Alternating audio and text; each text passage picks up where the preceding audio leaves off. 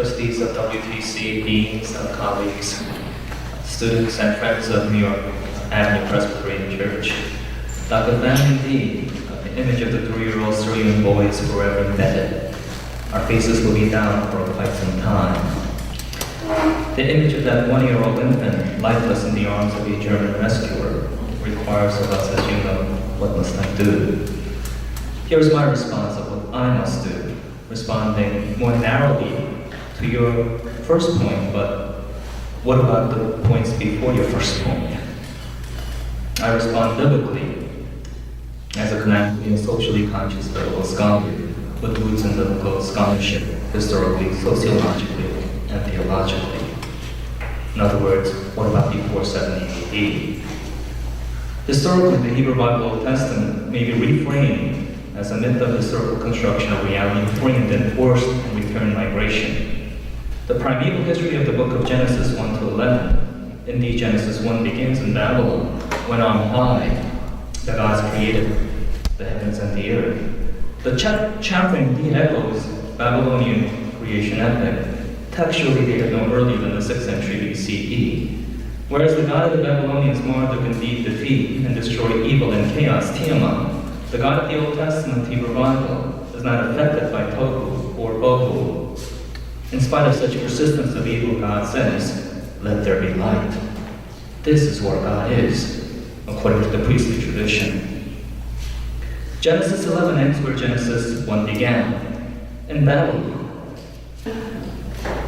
So Genesis 11 ends where Genesis 1 began, entwining the narratives on language and building a city in Babylon.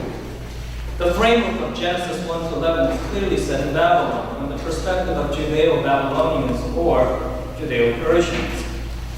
As a way of reinforcing this migration point, Genesis 3, the expulsion from Eden, is now read as a narrative of forced migration, the expulsion of the southern kingdom of Judah, respectively in 3 forced migrations in 597, 587, and 582. Adam and Eve were forced to leave home. We now have seminal sociological terms to better understand these forced migrations: derivative forced migration, purposive forced migration, and responsive forced migrations. More of these terms will be noted below. Returning to the biblical narrative, the first generation experience of exile isn't exclusive. In the ensuing narrative, Genesis chapter 4, Cain and Abel, the second generation narrative, may also be read in the same light. Cain is marked, then forced to migrate. Noah's flood narrative may further be read as an entire upper echelon of royal and skilled workers, putting the painful experience and conflagration of Jerusalem being colonized, burned, and destroyed, 587 event, set ironically on the waters. Zedekiah's brought to Babylon only to be executed. In short, the first 11 chapters of Genesis may be reframed as narratives and experiences of forced migration of the southern kingdoms of Judah. Genesis 12 to 50 sets a new set of texts. These complex literary narratives are stories thematically about return migration. Genesis chapters 12 to 50 begins a new set of texts. These complex literary narratives and stories of thematic return migration. It comes as little surprise and no surprise that scholars that work on generational consciousness isn't surprised by the 4-generational text. Abraham is the first generation returned migrant from Ur of the Chaldeans. As the story begins in Ur of Babylon, because that is where essentially one of the communities reside, the fact that for close to 70 years, canonical consciousness of the community at large shifted from Jerusalem to Babylon, and possibly elsewhere like Egypt, the coastlands, and even the wilderness. As the empire shifted from the Neo-Babylonians to the Persians with the Edict of Cyrus, an opportunity for the underclasses of Judeans brought to Babylon in 587 and 582, i.e. those that never made it in Babylon now had a chance to return. Whereas those that made it in Babylon or Persia, those such as Shadrach, Meshach, and Abednego, they rejected the notion of return. This is where 2nd Isaiah's brilliant return migration enters, truly suffering on behalf of the underclass. Indeed, there was a large contingent of demographic that continued to live there by the irrigation canals of Babylon for 3 or 4 generations. The God of Abraham, Isaac, and Jacob, they each mark a generational voice to answer their own experiences in migration. It's interesting that Joseph is never truly included as the God of Abraham, Isaac, and Jacob. This is what sociologists like Leon Bensico call, in the oral tradition, storytelling comes down and ends usually with the third generation. Because by the fourth generation, there is true integration into that society. So indeed, we're all familiar when we we hear the words, the God of Abraham, Isaac, and Jacob, but do we hardly ever say the God of Abraham, Isaac, Jacob, and Joseph? In other words, Genesis 12 to 50 is clearly a return migrations narrative, set in 3 or 4 generations. Recall the injunctive words in the Decalogue, down to the 3rd or 4th generation, a perspective of the remnant that remained in the land over against those that were forced to migrate. Sociologically, current issues and theories on forced and return migration help not only sociologists but biblical scholars to better understand the reasons and factors for migration. In my earliest work, I used empirical studies on forced migration and migrations and economics to suggest a social reconstruction of an ancient community of communities. Derivative forced migration or static migration occurred when or after a war, when new boundaries are drawn. For example, after World War I, 13 new states were created between Finland and Greece, with new minorities resulting from this remapping. In other words, you become a minority because of boundary categorizations. After Nebuchadnezzar conquered Judah, or rather Jehoiakim relinquished his throne to save lives in 597, terminating the Davidic covenant, Judah became part of Babylon on the fringes of the empire, bordering Egypt. Purpose of forced migration describes people also in a non-voluntary movement. That is, these people are often victims of hostile agency of forces, such as profit, culture, race, religion, security of a dominating nation, and revenge. Lastly, responsive forced migration is a voluntary movement in response to totalitarianism, tyranny, warfare, or natural disaster.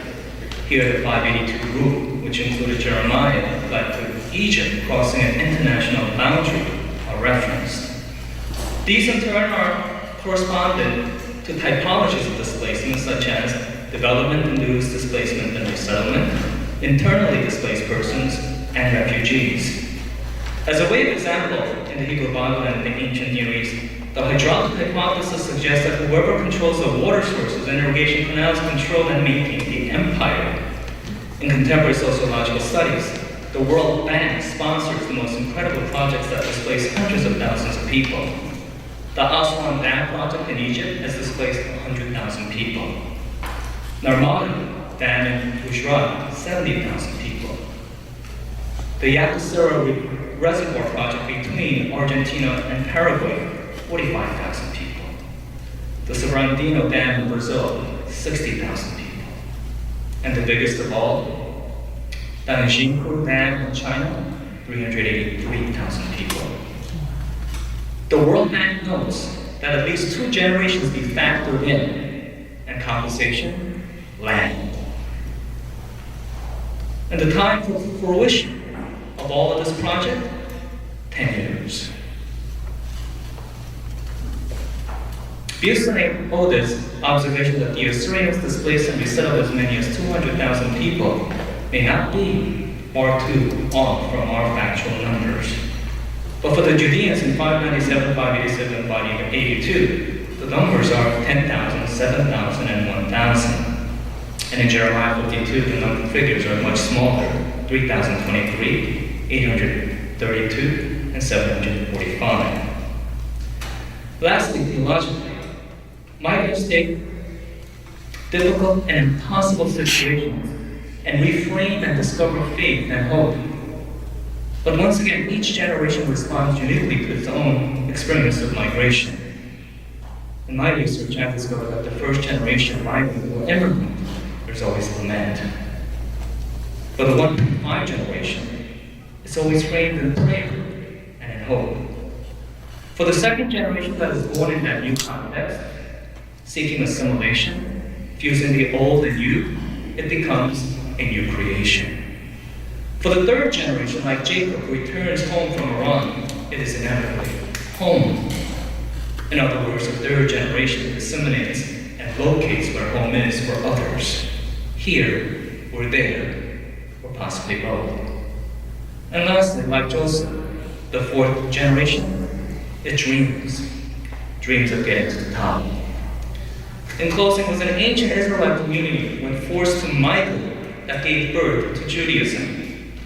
At the center of that birth was the authority of the Davidic king, radically shifting the authority of the text in 597 BCE, the birth of canonical consciousness.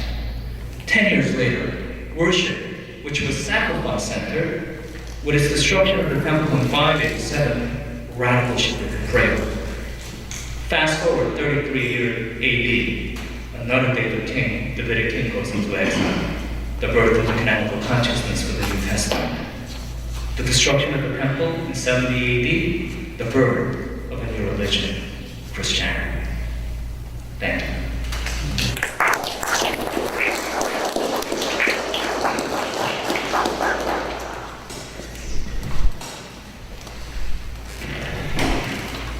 Well, good evening, everyone. I'm glad to be here. This is great. Thank you for this opportunity to respond. We did have a conference call and we planned out different perspectives to take on Professor Pang's paper.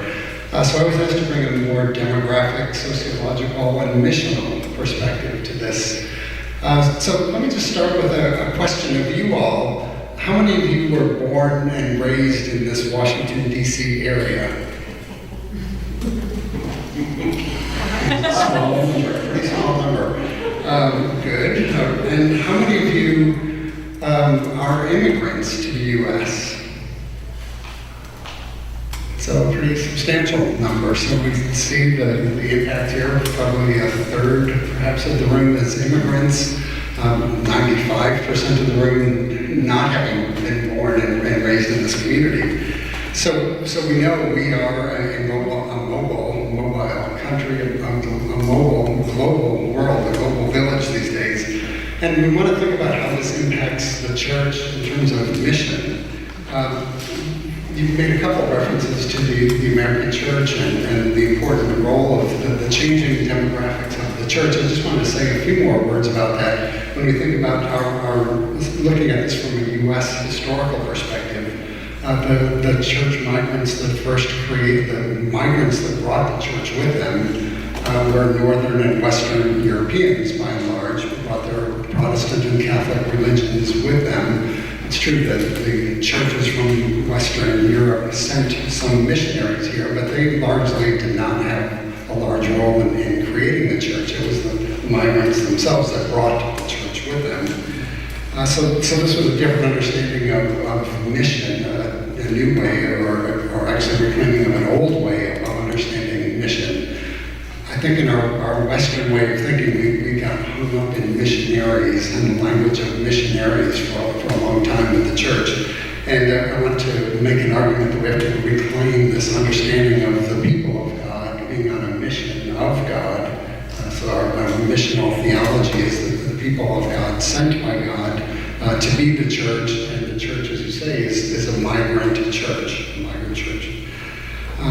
Demographically speaking, this is a new era, the era of global transportation, global relocation. I just wanted to give you a few numbers.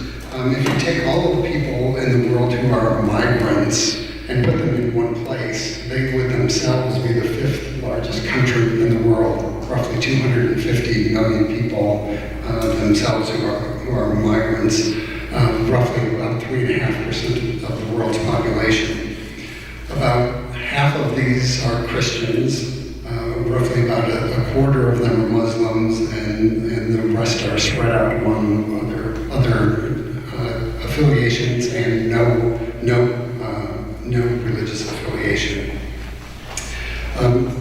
Demographers are projecting that by the year 2050, that there will be a substantial shift in that Christian migrants will be less than a third of the immigrants around the world, and Muslims will be roughly a third as well at that point, and the other third mix of others and also those without.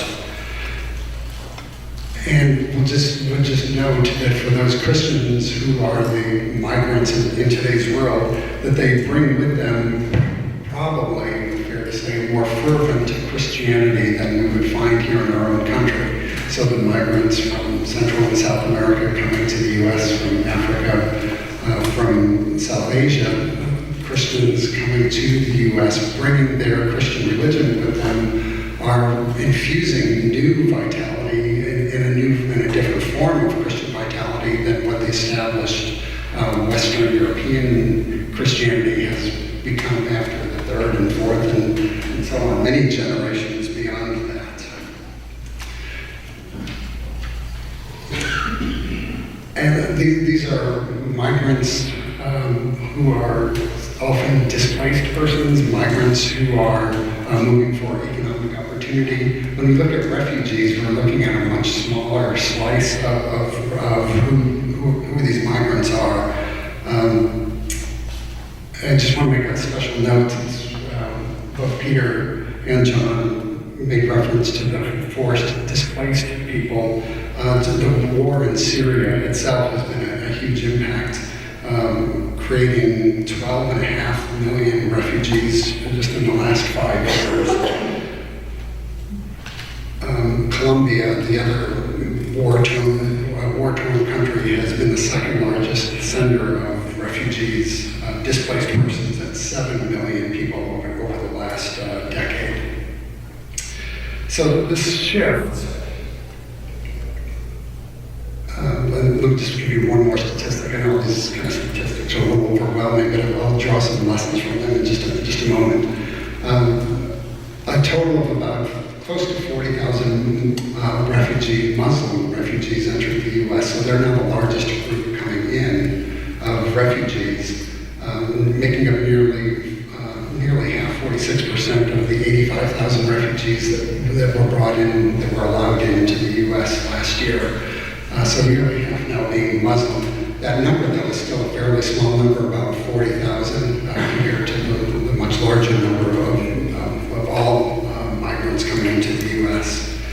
So I want to just draw out a couple of lessons of what do we make of this changing pattern, the changing pattern of who the migrants are that are coming into the U.S., the changing pattern of how they impact the church. We have a large body of scholarship that looks at the kinds of questions like, how is it that the immigrants impact the church as they enter it in terms of more or less traditional practices, perhaps, replacing clergy? To what extent are the immigrants becoming the new clergy leadership? How are they being recruited from among the immigrant groups? Another set of questions that we ask are how well are the new immigrants, how much does the immigrants' religious practices and faith impact their ability to assimilate into the culture? Interesting that it's often seen as a positive, as an asset for the immigrants who are religious to help their assimilation for practical reasons, such as getting aid and support from religious organizations, for giving them a community of fellow believers that help them to integrate. And then finally, the question of how is the immigrants' faith impacted? And again, a little bit surprisingly, that their faith becomes stronger. And there are a number of hypotheses to account for why it is that the immigrants' faith becomes stronger. And one of the kind of ironic ones is that often people who are fairly nominal in their faith, Muslims in particular, immigrating to the U.S. perceive the U.S. to be a fairly religious country, and so they feel the pressure to reclaim their religious identity as they're coming into the U.S.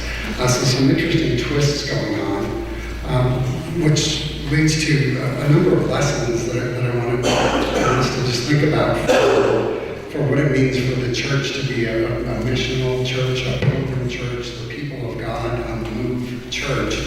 What does this mean? So I think our Western tradition got distorted by a couple centuries of missions, of sending people from the West to the rest. You know, the way of thinking of Western European church, the North American church, sending out missionaries to the other parts of the world. That way of thinking is really well past us even though I think some of our practices still reflect that. But we need to think of our missionary model as people being on the move from everywhere to everywhere. Very consistent with the notion of the Holy Spirit, the wind that blows in all directions, moving people to and fro, push and pull factors in place in all directions, from all places to all places.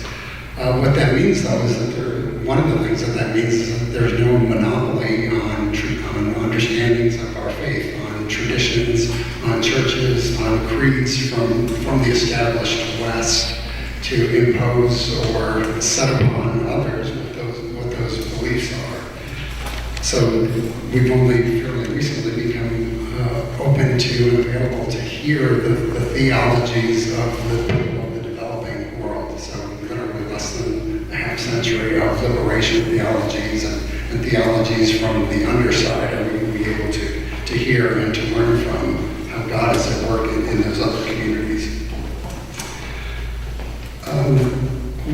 Closer to home, that reminds us that the mission field is everywhere. The mission field, we now talk about the mission field being in our own backyards, in our own neighborhoods, that the people with whom we live in communities represent a whole range of faiths and a whole range of non-faith traditions. And so we're engaged in mission even in our own community. So that frees us from the old colonial baggage, but it means that we have to enter into the mission field with more of our awareness, more of our presence, more of our being attuned to what the nature of the mission field is. So when missionaries were being sent from the West to a particular place, we could prepare missionaries with language and cultural skills so that they could do well in the new place where they were encountering the people with whom they wished to spread the gospel. Now as we think about mission in our own backyard, it means we need constant awareness of subcultural diversity, differences, and preparation of the people of God, the people of the church, to engage in the mission field that is all around us. So the boundaries aren't very clear, the subcultures are overlaid upon one another. It requires a new set of listening skills and a new set of speaking skills, again, requiring and depending on the Holy Spirit to help us with the translation of beliefs and practices across the mission field.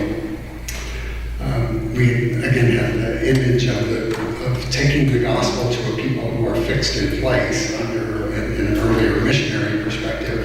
Now we need to be conscious of the fact that people are people of no place in particular, that people are transient, as you all are transient. The mission field is one of constant and ongoing mobility, and so we have to be aware of the transient nature of opportunities in which we can even speak the gospel with and to one another.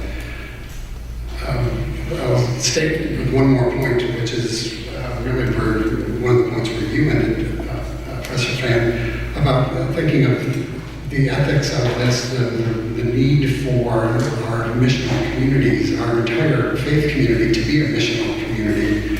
Again, in contrast with the old way of thinking of missionary, of having only professionally trained people who were the missionaries that were skilled and gifted to be sent out. Now everybody needs to be sent out to be prepared and equipped. And for those of us teaching in seminaries to think of how are we equipping our leaders of the church to help equip their congregations and their communities to go out into the community. So I'll just leave those handful of lessons learned about mission and pass this on. Thanks.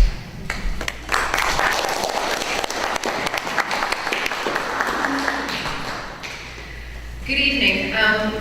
You all are getting a fairly eclectic group of responses, and I'm going to take us in a slightly different direction, but first I wanted to thank Dr. Fan for your presentation.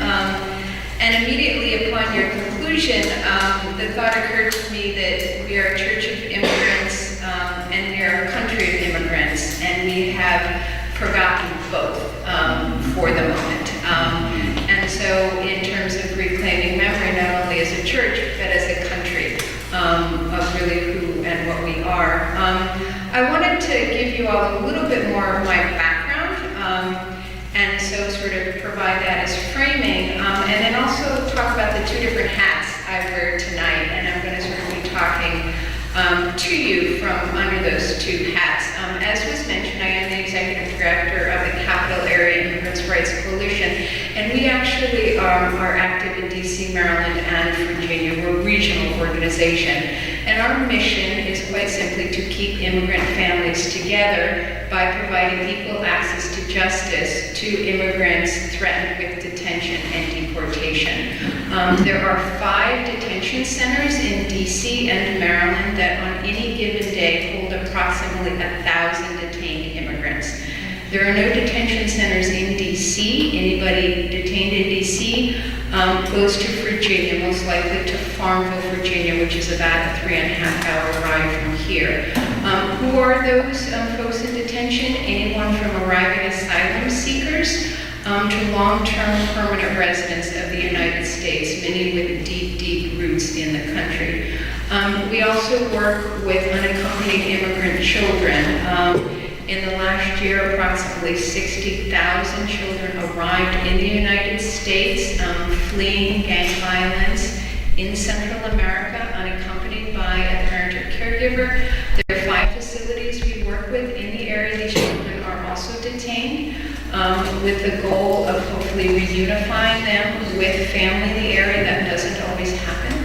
With both the adults and the children, we go in, we do individual consultations, we try to find free attorneys for these individuals. And just to give you some sense of the numbers, in 2016 we provided some sort of legal assistance to over 4,000 immigrants in detention.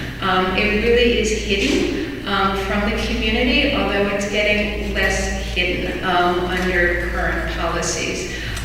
So we do some other things as well, but that's the bulk of our work.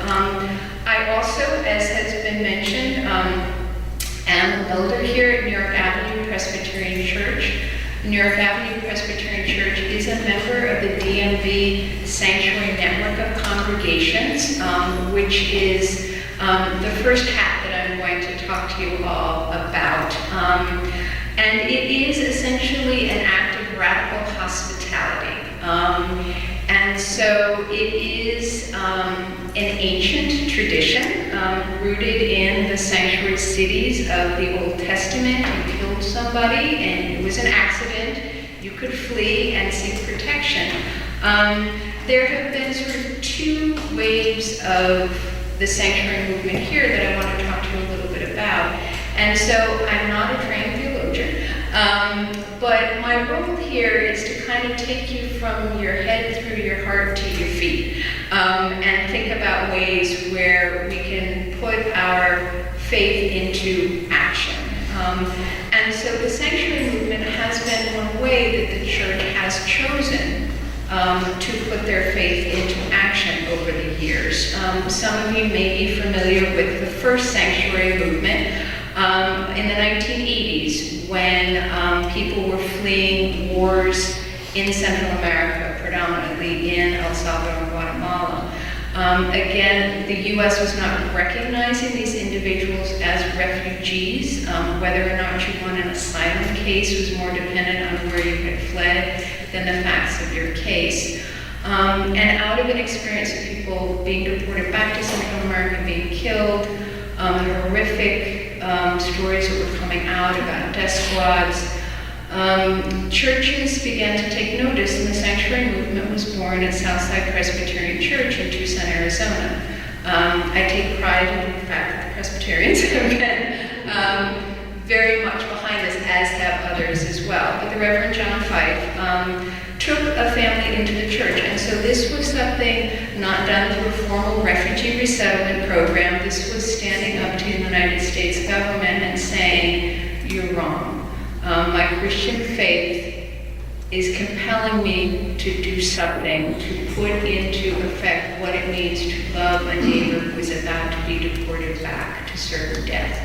And so out of that first act of radical hospitality of standing with neighbor, 300 congregations eventually across the country took individuals into their homes. The first sanctuary movement functioned very much as the way the Underground Railroad had, when people people were moved up from the border into communities throughout the United States. One particular and important aspect of the sanctuary movement was the telling of stories. And I think at the end of the day, this is what was so threatening to the United States government and led to the prosecution of 5 sanctuary workers in Tucson, because people were telling a different narrative. They were telling a different story. These were doctors and lawyers and teachers and nurses who were not communists, who were not evil people. They were just like you and me, and they were sitting in living rooms and they were telling their stories, and all of a sudden people were thinking, maybe the US government isn't quite telling me the right story.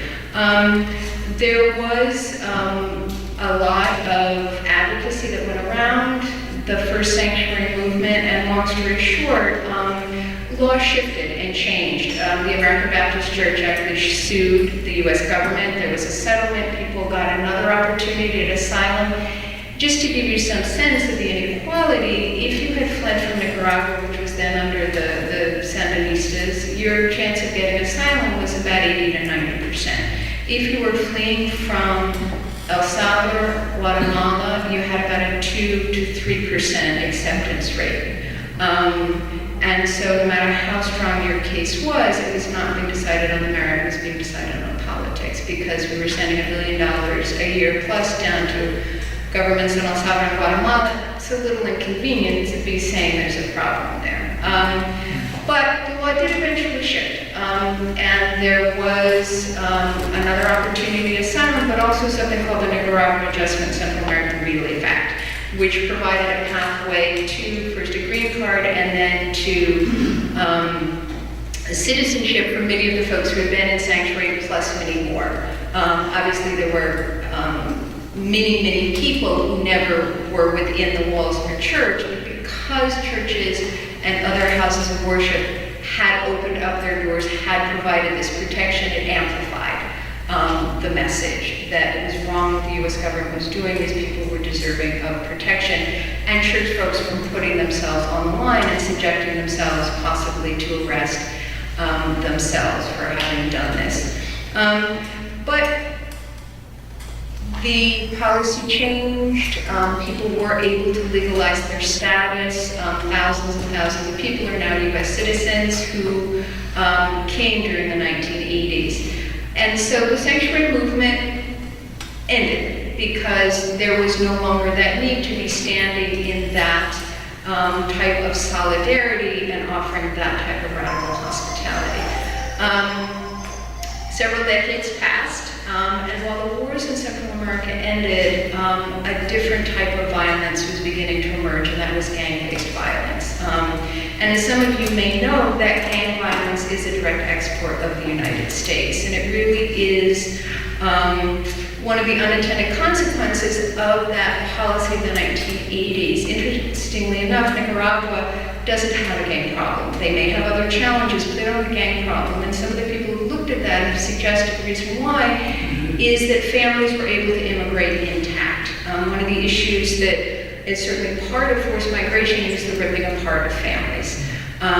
The typical migration pattern from Central America has been parents first one, then another come up, leaving children with caregivers, and then eventually they come up. But by then there's a lot of stress and tension on the families, and so because Central Americans could not legally bring their families up, and by the time they legally could immigrate family members, maybe 10, 15 years had passed, children coming up, not knowing their parents, gangs providing some alternative structural community. And so gang members then were deported back to Central America, which was the perfect petri dish in which to grow gangs. Lack of a civil society, young population, and washing weapons. So the predictable happened, gangs grew and grew and grew. To the point today, if you are a young person in El Salvador, or Honduras or Guatemala, you're young and you're in a poor neighborhood, you have one of three options. You can join the gang, and they start recruiting in schools, 11 or 12. You can get killed because you refuse to join the gang, or you can leave. Literally, those are your choices. And so when we talk about push factors, those now are the push factors out of Central America. combined with a growing population of Central Americans who had fled after that initial wave, some fleeing gang violence, some seeking more economic opportunities, there began to grow an undocumented population. Detention and deportation started to ratchet up under the Obama administration. Obama did a lot of very good things. He was not very good at immigration, and Obama actually deported over 2 million people, more than his predecessors. The average daily population of detainees went from something like 15 to 20,000 to right now it's 39,000 people on any given night nationwide are detained in detention centers. And so churches began to take notice of this. And in 2015, Southside Presbyterian, 2014, again, provided leadership, and they took a woman into sanctuary, and the demographic was a little bit different, because now it was people who had been here a long time. I'm not talking about recent arrivals, and this was a woman who had 3 U.S. citizen children. She'd been here for 10 years plus. But because of no comprehensive immigration reform on the one hand, sort of dealing with this issue and increased detention and deportation, she was left with few options. And so Southside and a number of other churches stood up and said, hey, this isn't right. Tearing apart this family isn't right. And so perhaps it's time once again to think about radical acts of hospitality. And so this woman was in sanctuary for about a year. There was enough pressure brought on the government at that time, and they said, okay, fine. We'll give her what's called deferred action. She can leave, she can be here. It's not a priority. And so the sanctuary, sort of that second iteration of the sanctuary movement, remained fairly small until, not unsurprisingly, the day after the election in November. And so at that point, the faith community began to think a little bit more deeply about the need to expand sanctuary, because the president had made very clear what his plans were, and those plans have come to fruition. There have been almost 50% increase in the number of people detained since the election. And so out of that grew another sanctuary movement that was a little bit more expansive in what its ideas of sanctuary were. The initial sanctuary had been focused on taking people in the 4 walls of your church, or other houses of worship. There were synagogues that also were opening up their doors. But this idea of sanctuary was a little bit more expansive. And the idea of the second sanctuary movement, and it's emerged both here and nationwide, is this idea of creating safe spaces not only within the church walls, but outside the church, and how to do that as a faith community. And so the DMV Sanctuary Congregation basically was officially formed in January, February of this year. New York Avenue joined. There are now 60 plus congregations in the DMV, DC, Maryland, and Virginia, Muslim, Jewish, Christian. Reaching out to our Muslim brothers and sisters has been an important component of this, because of course it's not just immigrants that have felt unsafe, it is people of other faiths as well. And so to join the DMV Sanctuary Congregational Network, congregations were asked to commit to do one of 4 things. One, to host, which was sort of that traditional taking somebody in who has a final order of deportation. But there are also other opportunities at pumping someone to their ICE check-in. Someone who may have been going in for years, but now all of a sudden they're at risk of being detained. Promote know your rights information in communities. How can we, have people know their rights so that when ICE comes knocking, they know what to do. Engage in rapid response in the case of ICE raids.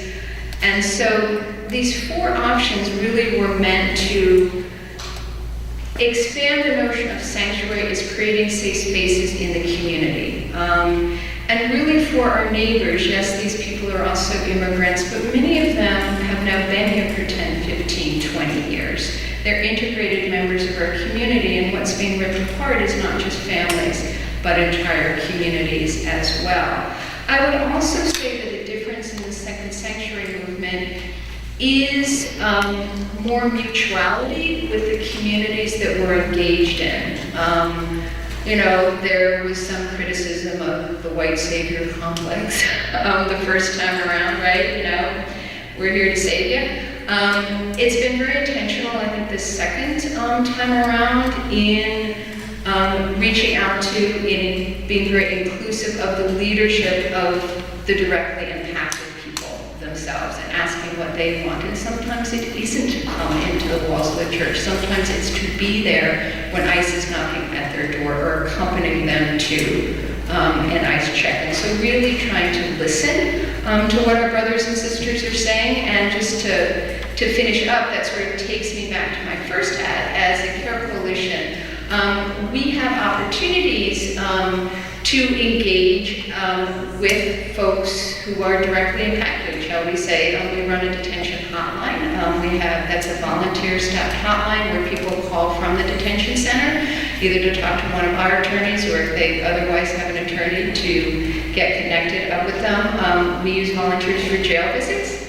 It may be called civil detention, but it's not a whole lot different from criminal detention. And so seeing that, so it's an opportunity really to walk with people, to talk with someone who, you know, ICE was knocking at their door at 5 o'clock in the morning and their wife is on the brink of losing her job because, you know, she's so stressed and worried the kids are not doing well in school. So I think as a first step to sort of deciding what is ways in which we can be supportive is listening to people who are being impacted, is to listening to immigrant families, is to reaching out to local service providers. If you are in churches that are predominantly white congregations like we are here at Merrick Avenue, you need to be a little bit more intentional, but there are a lot of immigrant groups here with very strong immigrant leadership and working and connecting with them and really listening to them. And so I guess my final word of encouragement is, I think at the end of the day, I'm guided by Matthew 25, and it's what you did, it's not what you said. And so I think as a church community, we really need to think deeply about, in these particularly challenging times, how can we engage in radical acts of hospitality? Sanctuary is one example of that. I think there are others as well, but I think it is really about walking with people who are frightened, who are in pain, and maybe not being able to help them directly. I think sometimes if we can't help somebody, then we want to turn away because it's so discouraging. But I think at the end of the day, Jesus was there walking with people in their pain. And that's what we need to be doing as a church community and figuring this out together. But the closer we are, the less likely we can really look away and decide it's somebody else's issue to do.